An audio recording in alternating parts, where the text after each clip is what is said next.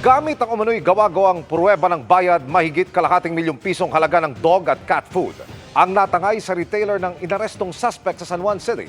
Narito ang eksklusibo kong pagtutok. Paglabas ng suspect sa labi ng condominium, inakbayan siya agad ng mga nakasibilyang pulis. Inaresto siya ng mga operatiba ng Eastern District Anti-Cybercrime Unit matapos matrace na sa kanya nakapangalan ng delivery ng mga cat at dog food na ninakaw umano mula sa isang kilalang retailer ng mga pagkain ng hayop.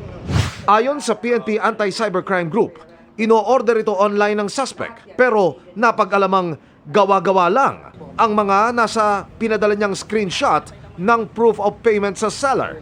Edited yon. Dinodoktor, ina-alter yung mga receipts na yan para maniwala kayo.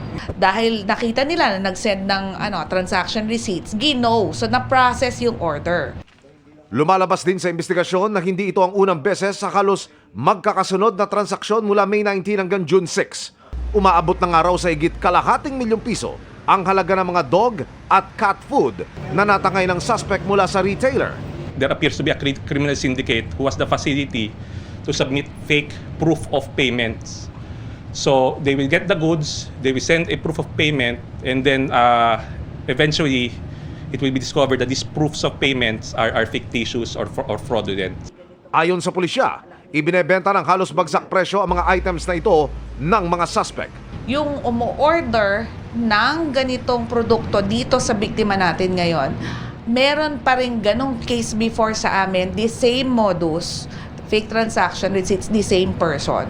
Malakas daw ang bentahan sa merkado ng mga dog at cat food lalo ngayon, kaya malamang napag-iinteresan ito ng masasamang loob.